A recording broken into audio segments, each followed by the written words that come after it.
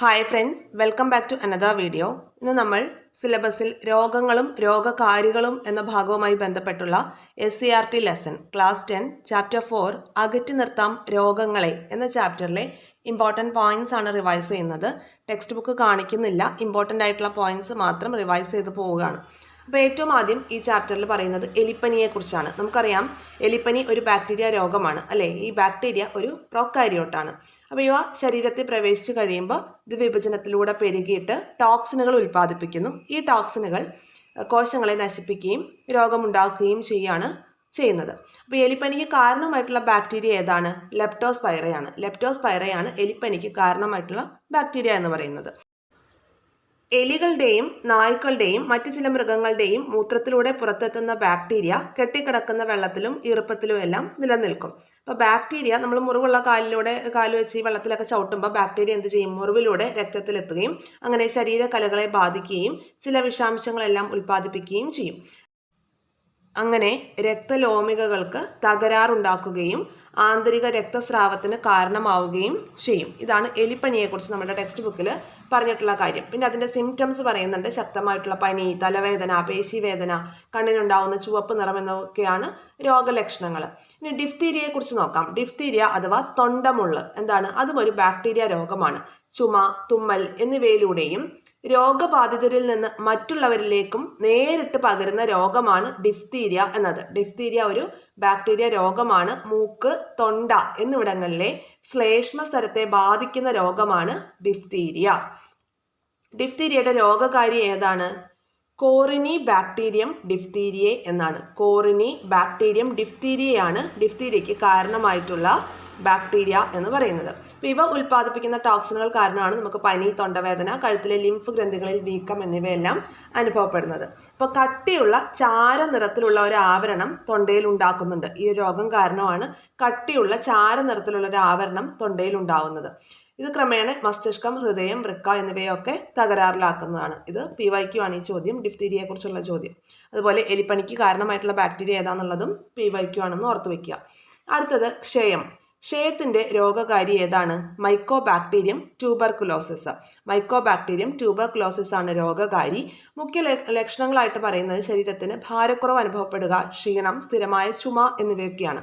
ഇതിനുള്ള വാക്സിൻ ഏതാണ്? BCG ആണ്. BCG വാക്സിൻ ക്ഷയരോഗബാധയെ തടയുന്നതിന് വേണ്ടി ഉപയോഗിക്കുന്ന പ്രതിരോധ വാക്സിനാണ് BCG എന്ന് പറയുന്നത്. ക്ഷയം ബാധിക്കുന്ന ശരീരഭാഗം ഏതൊക്കെയാണ്? ശ്വാസകോശത്തെയാണ് മുഖ്യമായിട്ടും ക്ഷയരോഗം ബാധിക്കുക. എന്നാൽ വൃക്കകൾ, അസ്ഥികൾ, അസ്ഥിസന്ധികൾ, തലച്ചോറ് എന്നിവയെല്ലാം ഈ രോഗം ബാധിക്കുന്നുണ്ട്. അതുപോലെ രോഗി ചുമയ്ക്കുമ്പോഴും തുമ്മുമ്പോഴും സംസാരിക്കുമ്പോഴും ഒക്കെയാണ് രോഗാണുക്കൾ വായുവിലേക്കും അതുവഴി മറ്റുള്ളവരിലേക്കും ഒക്കെ വ്യാപിക്കുന്നത്. ക്ലിയർ ആണല്ലോ? അപ്പോൾ ഇത്രയുമാണ് ബാക്ടീരിയ രോഗങ്ങളെക്കുറിച്ച് ടെക്സ്റ്റ് ബുക്കിൽ തന്നിട്ടുള്ളത്. 3 രോഗങ്ങളെയാണ്, എലിപ്പനി, ക്ഷയം, ഡിഫ്തീരിയ എന്നീ 3 രോഗങ്ങളെക്കുറിച്ചാണ് SCERT ടെക്സ്റ്റ് ബുക്കിൽ തന്നിട്ടുള്ളത്. അടുത്തത് വൈറസ് രോഗങ്ങളെക്കുറിച്ചാണ്. അപ്പോൾ വൈറസ് രോഗങ്ങൾക്ക് മുൻപായിട്ട് വൈറസ് എന്താണെന്ന് നോക്കാം. ഇത് PYQ ആണ്, ശ്രദ്ധിച്ചു നോക്കാം. വൈറസ് എന്താണ്? പ്രോട്ടീൻ ആവരണത്തിനുള്ളിൽ DNA അല്ലെങ്കിൽ RNA തന്മാത്രകളെ ഉൾക്കൊള്ളുന്ന ചെറുഘടനയാണ് വൈറസിനുള്ളത്. എന്താണ്? പ്രോട്ടീൻ ആവരണത്തിനുള്ളിൽ DNA അല്ലെങ്കിൽ RNA തന്മാത്രകളെ ഉൾക്കൊള്ളുന്ന ലഘുഘടന ആണ് നമ്മുടെ വൈറസിനുള്ളത്. സാധാരണ ജീവകോശങ്ങളിലുള്ള കോശാംഗങ്ങളൊന്നും വൈറസിൽ ഇല്ല. സാധാരണ ജീവകോശങ്ങളിലുള്ള കോശാംഗങ്ങളൊന്നും വൈറസിൽ ഇല്ല എന്ന് പ്രത്യേകം ഓർത്ത് വയ്ക്കുക. ആതിഥേയ കോശങ്ങളുടെ ജനിതക സംവിധാനത്തെ ഉപയോഗപ്പെടുത്തിയാണ് വൈറസുകൾ പെരുകുന്നത്. എന്താണ്? ആതിഥേയ കോശങ്ങളുടെ ജനിതക സംവിധാനത്തെ ഉപയോഗപ്പെടുത്തിയാണ് വൈറസുകൾ പെരുകുന്നത്. മനുഷ്യരെ മാത്രമല്ല, സസ്യങ്ങളെയും മറ്റ് ജന്തുജാലങ്ങളെയും ഒക്കെ, ബാക്ടീരിയ പോലുള്ള സൂക്ഷ്മജീവികളെ വരെയും ഈ വൈറസ് ബാധിക്കുമെന്നുള്ളതാണ്.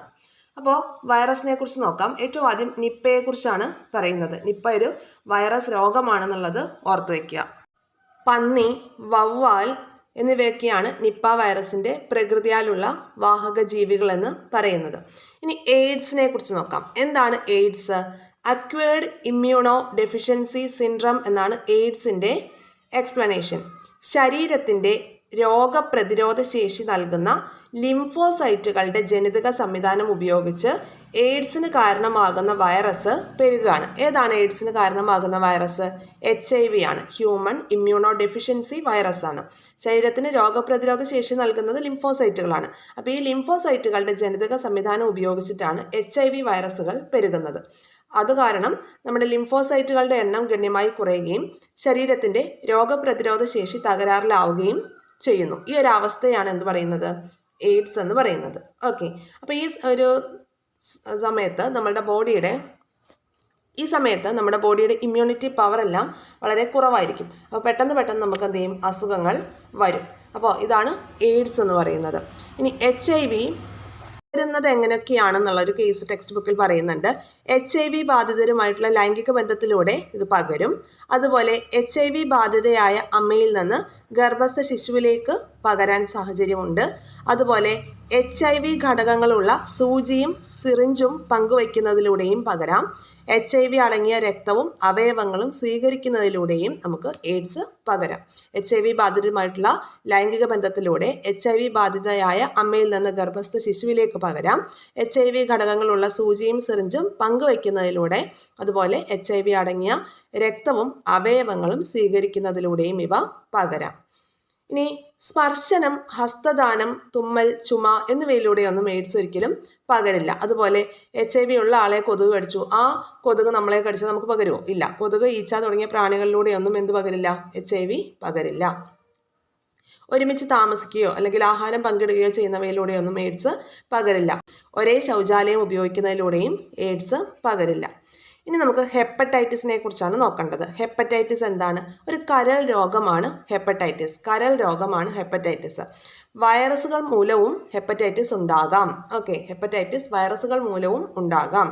കരളിനുണ്ടാകുന്ന വീക്കമാണ് ഇതിൻ്റെ ഏറ്റവും പ്രധാനപ്പെട്ട ലക്ഷണം എന്ന് പറയുന്നത്. കരൾ വീങ്ങിയിരിക്കുമ്പോൾ കരളിൽ ഉൽപ്പാദിപ്പിക്കുന്ന പിത്തരസത്തിൻ്റെ പ്രവാഹം അവിടെ തടസ്സപ്പെടുകയാണ്. അപ്പോൾ പിത്തരസത്തിൻ്റെ പ്രവാഹം തടസ്സപ്പെടുന്നത് വഴി പിത്തരസത്തിലെ ബിലിറൂബിൻ എന്ന വർണ്ണവസ്തുവിൻ്റെ അളവ് രക്തത്തിൽ കൂടുകയാണ്. ഇത് ശ്ലേഷ്മസ്തരത്തിലും കണ്ണിൻ്റെ വെള്ളയിലും നഖത്തിലും നൽകുന്ന കടും മഞ്ഞ നിറമാണ് ഈ രോഗത്തിൻ്റെ പ്രധാനപ്പെട്ട ലക്ഷണമെന്ന് പറയുന്നത്. ഓക്കെ, മലിനമായിട്ടുള്ള ആഹാരം, ജലം, പിന്നെ രോഗിയുടെ രക്തഘടകങ്ങൾ, വിസർജ്യ വസ്തുക്കൾ എന്നിവയിലൂടെയൊക്കെയാണ് ഈ രോഗം പകരുന്നത്. HIV പകരുന്ന അതേ സാഹചര്യം നമ്മൾ 4 സാഹചര്യങ്ങൾ പറഞ്ഞു. ആ സാഹചര്യങ്ങളിലൂടെയൊക്കെ ചിലയിനം ഹെപ്പറ്റൈറ്റിസ് രോഗങ്ങളും പകരാം. ഇനി വൈറസ് മൂലം അല്ലാതെയും എന്തുണ്ടാവാം? ഹെപ്പറ്റൈറ്റിസ് രോഗം ഉണ്ടാവാം. ഇനി നമ്മുടെ കേരളത്തിൽ വ്യാപകമായി വന്നിട്ടുള്ള ഡെങ്കിപ്പനി, ചിക്കൻ ഗുനിയ എന്നിവയും വൈറസ് രോഗങ്ങളാണ്. ഇവയൊക്കെ പരത്തുന്നത് കൊതുകുകളാണ് അല്ലേ? ചില പ്രത്യേക ഇനം കൊതുകുകളാണ്. ഇപ്പം നമ്മൾ ടെക്സ്റ്റ് ബുക്കിലുള്ള ബാക്ടീരിയ രോഗങ്ങളായിട്ടുള്ള എലിപ്പനി, ഡിഫ്തീരിയ, ക്ഷയം, അതുപോലെ വൈറസ് രോഗമായിട്ടുള്ള നിപ്പ, എയ്ഡ്സ്, ഹെപ്പറ്റൈറ്റിസ് എന്നിവയെക്കുറിച്ച് പറഞ്ഞു. ഇനി നമുക്ക് ഫംഗസ് രോഗങ്ങളെക്കുറിച്ച് നോക്കാം. അതായത് പൂപ്പലുകൾ ഉൾപ്പെടുന്ന വിഭാഗമാണ് ഫംഗസുകൾ. നമുക്കറിയാം ചില ഫംഗസുകൾ രോഗകാരികളാണെന്നുള്ളതും നമുക്കറിയാം. അപ്പോൾ ഇവ ഉൽപ്പാദിപ്പിക്കുന്ന ടോക്സിൻ കാരണമാണ് എന്ത് ചെയ്യുന്നത്? ഫംഗസ് രോഗങ്ങൾ ഉണ്ടാകുന്നത്. താരൻ ഒരു ഫംഗസ് രോഗമാണ് അല്ലേ? മൃതകോശങ്ങൾ പൊഴിയുന്നതിനനുസരിച്ച് ത്വക്കിലെ കോശങ്ങൾ തുടർച്ചയായിട്ട് പുതുക്കപ്പെടുന്നുണ്ട്. പക്ഷേ പൊഴിയുന്നതിനേക്കാൾ വേഗത്തിൽ കോശങ്ങൾ വിഭജിച്ചാൽ അവ ശൽക്കങ്ങളായി മാറുകയും ആ ഒരു അവസ്ഥയാണ് താരൻ എന്ന് പറയുന്നത്. അപ്പോൾ ഈ സന്ദർഭത്തിൽ ത്വക്കിനെ ബാധിക്കുന്ന ചിലയിനം ഫംഗസുകൾ അസഹ്യമായിട്ടുള്ള ചൊറിച്ചിലുകളൊക്കെ നമുക്ക് ഉണ്ടാക്കും. തലയിലൊക്കെ താരനുണ്ടാകുമ്പോൾ നമുക്ക് ചൊറിച്ചിലൊക്കെ അനുഭവപ്പെടുന്നത് ഇതുകൊണ്ടാണ്. അപ്പോൾ താരനൊരു ഫംഗസ് രോഗമാണെന്നുള്ളത് ഓർത്ത് വയ്ക്കുക. അതുപോലെ വട്ടച്ചൊറി, അത്ലറ്റ്സ് ഫൂട്ട്, ഇതൊക്കെ PYQ ആണ്. ഇതെല്ലാം ഫംഗസ് രോഗങ്ങളാണ്. അപ്പോൾ ചിലയിനം ഫംഗസുകൾ ത്വക്കിലുണ്ടാക്കുന്ന രോഗമാണ് വട്ടച്ചൊറി എന്ന് പറയുന്നത്. വട്ടത്തിലുള്ള ചുവന്ന തിണർപ്പുകളായിട്ടാണ് ഈ രോഗം പ്രത്യക്ഷപ്പെടുന്നത്. സ്പർശനത്തിലൂടെയും സമ്പർക്കത്തിലൂടെയുമാണ് ഈ രോഗം പകരുന്നത്. കാൽ വിരലുകൾക്കിടയിലും പാദങ്ങളിലും ഫംഗസ് മൂലമുണ്ടാകുന്ന മറ്റൊരു രോഗമാണ് അത്ലറ്റ്സ് ഫൂട്ട് എന്ന് പറയുന്നത്. ചൊറിച്ചിലുണ്ടാക്കുന്ന ചുവന്ന ശൽക്കങ്ങൾ പ്രത്യക്ഷപ്പെടുന്നതാണ് മുഖ്യ രോഗലക്ഷണം എന്ന് പറയുന്നത്. ഈ മലിനജലം, അതുപോലെ മണ്ണ്, അതുമായിട്ടുള്ള സമ്പർക്കം മൂലമാണ് ഇങ്ങനെ ഈ രോഗാണുക്കൾ കാലിലൂടെ ശരീരത്തേക്ക് പ്രവേശിക്കുകയും ഇത്തരത്തിലുള്ള ഫംഗസ് രോഗങ്ങൾ ഉണ്ടാക്കുകയും ചെയ്യുന്നത്. അപ്പോൾ ഫംഗസ് രോഗങ്ങളായിട്ടുള്ള താരൻ, പിന്നെ വട്ടച്ചൊറി, അത്ലറ്റ്സ് ഫൂട്ട് എന്നിവയെക്കുറിച്ചാണ് നമ്മൾ ഡിസ്കസ് ചെയ്തത്. ഇനി അടുത്തത് പ്രോട്ടോസോവ രോഗങ്ങളെക്കുറിച്ചാണ് ടെക്സ്റ്റ് ബുക്കിൽ പറയുന്നത്. പ്രോട്ടോസോവ എന്ന് പറഞ്ഞാൽ എന്താണ്? ഏകകോശ യൂകാരിയോട്ടുകളാണ് പ്രോട്ടോസോവ, അല്ലേ? ഏകകോശ യൂകാരിയോട്ടുകളാണ് പ്രോട്ടോസോവ എന്ന് പറയുന്നത്. പ്രോട്ടോസോവ മൂലമുണ്ടാകുന്ന ഒരു രോഗമാണ് മലമ്പനി. മലമ്പനി എന്താണ്? പ്രോട്ടോസോവ രോഗമാണ്. അപ്പോൾ ഈ മലമ്പനിയുടെ രോഗം എങ്ങനെയാണ് ബാധിക്കുന്നത്? അതിൻ്റെ രോഗകാരി എന്ന് പറയുന്നത് ഏതാണ്? പ്ലാസ്മോഡിയമാണ്. പ്ലാസ്മോഡിയം. ഓക്കെ. അനോഫിലസ് പെൻ കൊതുകുകളാണ് ഇതിൻ്റെ വാഹകർ എന്ന് പറയുന്നത്. മനുഷ്യരെയാണ് അത് കാര്യമായിട്ടും ബാധിക്കുന്നത്. മലമ്പനി ബാധിക്കുന്നത് മനുഷ്യരെയാണ്. രോഗകാരി പ്ലാസ്മോഡിയമാണ്. അതുപോലെ അനോഫിലസ് പെൻ കൊതുകുകളാണ് ഇവയെ പരത്തുന്നത്. വിറയലോട് കൂടിയിട്ടുള്ള പനി, അമിത വിയർപ്പ് എന്നിവയാണ് ശരിക്കും മലമ്പനിയുടെ മുഖ്യ രോഗലക്ഷണങ്ങൾ എന്ന് പറയുന്നത്. അനുബന്ധമായിട്ട് തലവേദനയും ഛർദിയും വയറിളക്കവും എല്ലാം ഉണ്ടാകാം. ഇനി മറ്റൊരെണ്ണാണ് മന്ത്. അത് മന്ത് എന്ത് കാരണം ഉണ്ടാവുന്നതാണ്? വിരകൾ കാരണം ഉണ്ടാകുന്ന രോഗമാണ് മന്ത്. ഫൈലേറിയൻ വിരകൾ ഉണ്ടാക്കുന്ന രോഗമാണ് മന്ത് എന്ന് പറയുന്നത്. ക്യൂലസ് കൊതുകുകളിലൂടെയാണ് പകരുന്നത്. ക്യൂലസ് കൊതുകുകളാണ് മന്ത് പരത്തുന്നത്. ഫൈലേറിയൻ വിരകൾ മൂലം ഉണ്ടാകുന്ന മന്ത് രോഗം ക്യൂലസ് കൊതുകുകളിലൂടെയാണ് പകരുന്നത്. ലിംഫ് വാഹികളിൽ വിരകൾ തങ്ങി നിൽക്കുന്നതിനാൽ ലിംഫിന്റെ പ്രവാഹം തടസ്സപ്പെടുന്നു. അതുമൂലം ലിംഫ് വാഹികൾ വീങ്ങിയാണ് മന്ത് എന്ന രോഗം ഉണ്ടാകുന്നത്. ഓർത്തു വയ്ക്കുക, മന്ത് ഒരു ഫൈലേറിയൻ വിരകൾ ഉണ്ടാക്കുന്ന രോഗമാണെന്നുള്ളത് ഓർത്തു വയ്ക്കുക. ഇനി മലിനമാകുന്ന പരിസരം രോഗകാരികളുടെ ഒരു പെരുകൽ കേന്ദ്രമാണ്, അല്ലേ? കൊതുക്, ഈച്ച അങ്ങനെയുള്ള വാഹകരെല്ലാം പകരുന്ന ഒരു അവസ്ഥയാണ് ഈ മലിനമായിട്ടുള്ള അന്തരീക്ഷ ചുറ്റുപാട് എന്ന് പറയുന്നത്. അതുകൊണ്ട് നമ്മൾ എന്ത് ചെയ്യണം? നമ്മുടെ ചുറ്റുപാടുകളെല്ലാം എപ്പോഴും ശുചിയായി തന്നെ സൂക്ഷിക്കണം എന്നുള്ളതാണ്. ഇപ്പം നമ്മൾ ബാക്ടീരിയ, വൈറസ്, പ്രോട്ടോസോവ, വിരകൾ അവയൊക്കെ ഉണ്ടാക്കുന്ന അസുഖങ്ങൾ പഠിച്ചു. എന്നാൽ രോഗാണുക്കൾ ഇല്ലാതെയും രോഗങ്ങൾ ഉണ്ടാവുന്നുണ്ട്, അല്ലേ? ജീവിതശൈലി രോഗങ്ങൾ, ജനിതകപരമായിട്ടുള്ള രോഗങ്ങൾ, തൊഴിൽ ജന്യമായിട്ടുള്ള രോഗങ്ങൾ, പോഷക ഘടകങ്ങളുടെ അപര്യാപ്തത മൂലമുണ്ടാവുന്ന രോഗങ്ങളൊക്കെ ഇത്തരത്തിൽ പെടുന്നവയാണ്. അപ്പോൾ എന്താണ് ഈ തൊഴിൽ ജന്യ രോഗം എന്ന് പറയുന്നത്? തൊഴിലിടങ്ങളിലെ സാഹചര്യങ്ങളുമായി ബന്ധപ്പെട്ടുണ്ടാവുന്ന രോഗങ്ങളാണ് തൊഴിൽ ജന്യ രോഗങ്ങൾ എന്ന് ഉദ്ദേശിക്കുന്നത്.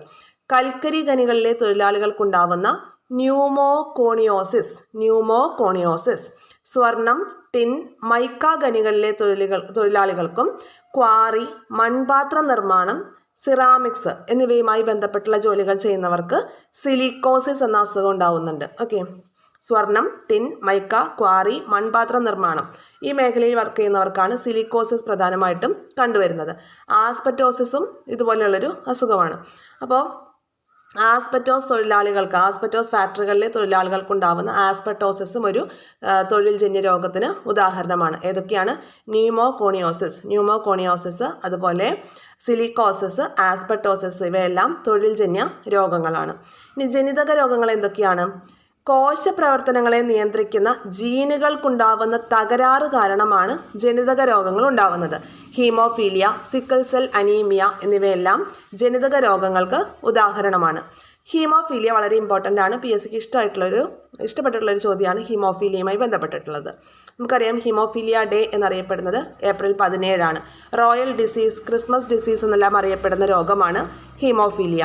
രക്തം കട്ട പിടിക്കുന്നത് പ്ലാസ്മയിലെ ചില പ്രോട്ടീനുകളുടെ സഹായത്താലാണ്.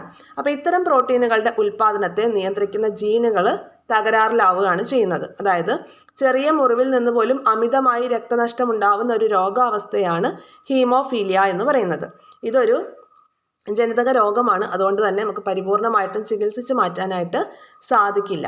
ഉൽപാദനം തകരാറിലായ പ്രോട്ടീൻ ഏതാണെന്ന് കണ്ടെത്തിയിട്ട് അത് കുത്തിവെച്ചിട്ടാണ് ഈ രോഗത്തിന് ഒരു താൽക്കാലിക ശാന്തി നൽകുന്നത്. അല്ലാതെ ഇത് ഒരു ജനറ്റിക് ഡിസോർഡർ ആയ കാരണം പരിപൂർണമായിട്ടും ചികിത്സ നിലവിലില്ല. ഓക്കെ. ഇനി മറ്റൊരെണ്ണാണ് സിക്കിൾ സെൽ അനീമിയ അഥവാ അരിവാൾ രോഗം എന്ന് പറയുന്നത്. അപ്പോൾ ഈ വയനാട്ടിലെ ആദിവാസികൾക്കിടയിലൊക്കെ കാണുന്ന ഒരു അസുഖമാണ് സിക്കിൾ സെൽ അനീമിയ എന്ന് പറയുന്നത്. ജീനുകളിലെ വൈകല്യം രക്തത്തിലെ ഹീമോഗ്ലോബിൻ്റെ നിർമ്മാണ ഘടകങ്ങളായിട്ടുള്ള അമിനോ ആസിഡുകളുടെ ക്രമീകരണത്തിലും വൈകല്യങ്ങൾ വരുന്നത് മൂലമാണ് സിക്കിൾ സെൽ അനീമിയ അഥവാ അരിവാൾ രോഗം ഉണ്ടാവുന്നത്. ഇതിൻ്റെ റിസൾട്ടായിട്ട് ഹീമോഗ്ലോബിൻ്റെ ഘടനയിൽ മാറ്റമുണ്ടാവും. അപ്പോൾ ഈ ഓക്സിജൻ സംവഹന ശേഷി കുറയും. നമ്മുടെ ഹീമോഗ്ലോബിനാണ് ഓക്സിജൻ സംഭവിച്ച് നമ്മുടെ ശരീരത്തിലെ കോശങ്ങളിലേക്ക് എത്തിക്കുന്നത്.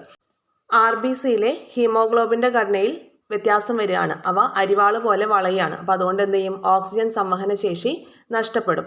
അരുണ രക്താണുക്കളുടെ ഓക്സിജൻ വാഹക ശേഷി കുറയുകയും അരിവാൾ രൂപത്തിലായ രക്തകോശങ്ങൾ രക്തക്കുഴലുകളിൽ തങ്ങി നിന്ന് രക്തപ്രവാഹം തടസ്സപ്പെടുത്തുകയും ചെയ്യുമെന്നുള്ളതാണ് സിക്കിൾ സെൽ അനീമിയ എന്ന അസുഖത്തിൻ്റെ സവിശേഷത. ഇനി നമുക്ക് ക്യാൻസർ എന്താണെന്ന് നോക്കാം. അനിയന്ത്രിതമായ കോശവിഭജനം വഴി കോശങ്ങൾ പെരുകി ഇതര കലകളിലേക്ക് വ്യാപിക്കുന്ന രോഗാവസ്ഥയാണ് ക്യാൻസർ എന്ന് പറയുന്നത്. അനിയന്ത്രിതമായിട്ട് കോശവിഭജനം നടക്കുകയാണ്. കോശം വിഭജിക്കാൻ ഒരു പ്രത്യേക ടൈമുണ്ട്. എന്നാൽ അത്രയും ടൈം എടുക്കാതെ തന്നെ കോശങ്ങൾ അനിയന്ത്രിതമായി പെരുകുകയും ഇതര കലകളിലേക്ക് വ്യാപിക്കുകയും ചെയ്യുന്ന രോഗാവസ്ഥയാണ് ക്യാൻസർ എന്ന് പറയുന്നത്. കോശവിഭജന പ്രക്രിയയിലെ നിയന്ത്രണ സംവിധാനങ്ങൾ തകരാറിലാകുന്നതോടെയാണ് സാധാരണ കോശങ്ങൾ ക്യാൻസർ കോശങ്ങളായിട്ട് മാറുന്നത്. അതിനുള്ള കാരണങ്ങൾ എന്തൊക്കെയാണ്? പരിസ്ഥിതി ഘടകങ്ങളാവാം, പുകവലിയാവാം, വികിരണം കാരണമാകാം, ചില ഇനം വൈറസുകൾ കാരണമാവാം, അല്ലെങ്കിൽ പാരമ്പര്യ ഘടകങ്ങളൊക്കെ ഈ ക്യാൻസർ പോലുള്ള അസുഖങ്ങൾ ഉണ്ടാവുന്നതിന് കാരണമാണ്. രക്തം, ലിംഫ് എന്നീ ശരീരദ്രവങ്ങളിലൂടെയാണ് ക്യാൻസർ കോശങ്ങൾ മറ്റു ഭാഗത്തേക്ക് വ്യാപിച്ച് ഈ രോഗത്തിൻ്റെ തീവ്രത കൂട്ടുന്നത്. ഇനി നമുക്ക് ജീവിതശൈലി രോഗങ്ങളെ കുറിച്ച് നോക്കാം. അനാരോഗ്യകരമായിട്ടുള്ള ജീവിത രീതി കാരണം ഉണ്ടാവുന്ന രോഗങ്ങളാണ് ജീവിതശൈലി രോഗങ്ങൾ. നമ്മുടെ ഭക്ഷണശീലത്തിൽ വന്ന മാറ്റങ്ങൾ കാരണവും വ്യായാമമില്ലായ്മ കാരണവും മാനസിക സംഘർഷം, മദ്യപാനം, പുകവലി, മയക്കുമരുന്ന് ഉപയോഗം ഇവയെല്ലാം കാരണം ജീവിതശൈലി രോഗങ്ങൾ ഇൻക്രീസ് ചെയ്തുകൊണ്ടേയിരിക്കുകയാണ്. അപ്പോൾ നമുക്ക് പ്രമേഹത്തെക്കുറിച്ച് നോക്കാം. എന്താണ് പ്രമേഹത്തിന് കാരണം? ഇൻസുലിൻ്റെ കുറവോ അല്ലെങ്കിൽ പ്രവർത്തന വൈകല്യമോ കാരണമാണ് പ്രമേഹം ഉണ്ടാകുന്നത്, അല്ലേ? ഈ പ്രമേഹത്തിൽ 2 ടൈപ്പ് ഉണ്ട്. ടൈപ്പ് 1ഉം ടൈപ്പ് 2ഉം ഉണ്ട്. ഇതിൽ ടൈപ്പ് 2 ആണ് ജീവിതശൈലി രോഗം എന്ന് നമ്മൾ പറയുന്നത്. ഓക്കെ, ടൈപ്പ് 2 പ്രമേഹമാണ് ജീവിതശൈലി രോഗം. ഇനി ഫാറ്റി ലിവർ എന്നാൽ എന്താണ്? കരളിൽ കൊഴുപ്പ് അടിഞ്ഞുകൂടിയിട്ടാണ് ഫാറ്റി ലിവർ ഉണ്ടാകുന്നത്. ഇനി ഹൃദയാഘാതം നോക്കാം. ഹൃദയത്തിലേക്ക് രക്തം എത്തിക്കുന്ന കൊറോണറി ധമനികളിൽ കൊഴുപ്പടിഞ്ഞ് രക്തപ്രവാഹം തടസ്സപ്പെടുമ്പോഴാണ് ഹൃദയാഘാതം ഉണ്ടാകുന്നത്. പക്ഷാഘാതം എന്താ? പക്ഷാഘാതം അഥവാ സ്ട്രോക്ക് മസ്തിഷ്കത്തിലെ രക്തക്കുഴലുകൾ പൊട്ടുന്ന വഴി പൊട്ടുന്നതോ അല്ലെങ്കിൽ രക്തപ്രവാഹം തടസ്സപ്പെടുത്തുന്നതോ ഒക്കെയാണ് പക്ഷാഘാതം അല്ലെങ്കിൽ സ്ട്രോക്ക് എന്ന് പറയുന്നത്. അമിത രക്തസമ്മർദ്ദം, കൊഴുപ്പടിഞ്ഞ് രക്തധമനികളുടെ വ്യാസം കുറയുന്നത് മൂലമാണ് അമിത രക്തസമ്മർദ്ദം ഉണ്ടാകുന്നത്. അതുപോലെ പുകവലിയുടെ ആഫ്റ്റർ എഫക്റ്റ് ആയിട്ട് ഒരുപാട് അസുഖങ്ങൾ ഉണ്ടാകുന്നുണ്ട്. അതിലൊന്നാണ് ശ്വാസകോശ ക്യാൻസർ എന്ന് പറയുന്നത്. പിന്നെ ബ്രോങ്കൈറ്റിസ്, എംഫിസിമ, ഇത് 3ഉം ശ്വാസകോശത്തെ ബാധിക്കുന്ന അസുഖങ്ങളാണ്. ഏതൊക്കെയാണ്? ശ്വാസകോശ ക്യാൻസർ ഉണ്ടാവും, ബ്രോങ്കൈറ്റിസ് ഉണ്ടാവും, എംഫിസിമ പല ആവർത്തി PSC ചോദിച്ച ചോദ്യമാണ്. എംഫിസിമ ശ്വാസകോശത്തെ ബാധിക്കുന്ന അസുഖമാണ്, പുകവലി മൂലമാണ് ഉണ്ടാകുന്നത്. ഇനി ഹൃദയത്തെ ബാധിക്കുന്നത് എന്തൊക്കെയാണ്? ഉയർന്ന രക്തസമ്മർദ്ദം ഉണ്ടാവും, പുകവലി മൂലം ഉയർന്ന രക്തസമ്മർദ്ദം ഉണ്ടാവും. അതുപോലെ ധമനികളുടെ ഇലാസ്തികത നഷ്ടപ്പെടും, പ്രവർത്തനക്ഷമത കുറയുകയും ചെയ്യും. ഹൃദയത്തിൻ്റെ പ്രവർത്തനക്ഷമത കുറയുകയും ചെയ്യും. ഉയർന്ന BP ഉണ്ടാവും, ധമനികളുടെ ഇലാസ്റ്റിസിറ്റി നഷ്ടപ്പെടും, പ്രവർത്തനക്ഷമത കുറയുമെന്നുള്ളതാണ് ഹൃദയത്തെ സംബന്ധിച്ച് പുകവലി കാരണം ഹൃദയത്തിനുണ്ടാവുന്ന പ്രശ്നങ്ങൾ എന്ന് പറയുന്നത്.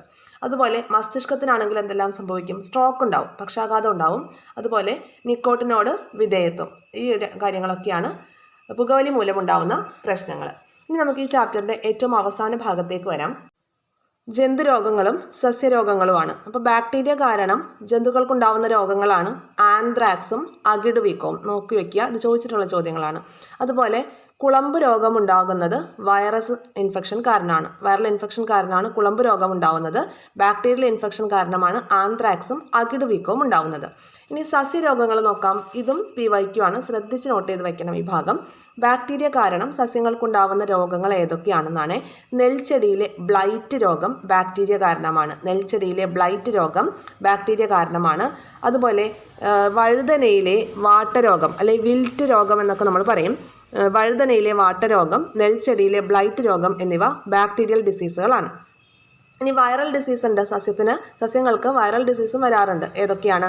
പയറ്, മരച്ചീനി എന്നിവയിലെ മൊസൈക്ക് രോഗം വൈറൽ ഇൻഫെക്ഷൻ കാരണം വരുന്നതാണ്. അതുപോലെ വാഴയിലെ കുറുനാമ്പ് രോഗവും മൊസൈക്ക് രോഗവും വൈറൽ ഇൻഫെക്ഷൻ കാരണം സസ്യങ്ങൾക്കുണ്ടാവുന്നതാണ്. ഫംഗസ് കാരണമാണ് കുരുമുളകിന് ദ്രുതവാട്ടവും. അതുപോലെ തെങ്ങിൻ്റെ കൂമ്പ് ചീയലും ഫംഗസ് ഇൻഫെക്ഷൻ കാരണമാണെന്നുള്ളതും നോട്ട് ചെയ്ത് വെക്കുക. ഓക്കെ, ക്ലിയർ ആണല്ലോ. ബാക്ടീരിയ രോഗങ്ങളാണ് നെൽച്ചെടിയിലെ ബ്ലൈറ്റ് രോഗം, വഴുതനയിലെ വാട്ടരോഗം. വൈറസ് ആണെങ്കിൽ പയറ്, മരച്ചീനി എന്നിവയിലെ മൊസൈക്ക് രോഗം, വാഴയിലെ കുറുനാമ്പ് രോഗം. ഫംഗസ് ഇൻഫെക്ഷൻ കാരണം കുരുമുളകിൻ്റെ ദ്രുതവാട്ടം, തെങ്ങിൻ്റെ കൂമ്പ് ചീയൽ. ചുരുങ്ങിയ 20 മിനിറ്റ് സമയം കൊണ്ട് നമ്മൾ ഈ ഒരു ഇമ്പോർട്ടൻ്റ് ആയിട്ടുള്ള ചാപ്റ്റർ റിവൈസ് ചെയ്ത് കഴിഞ്ഞു, അല്ലേ?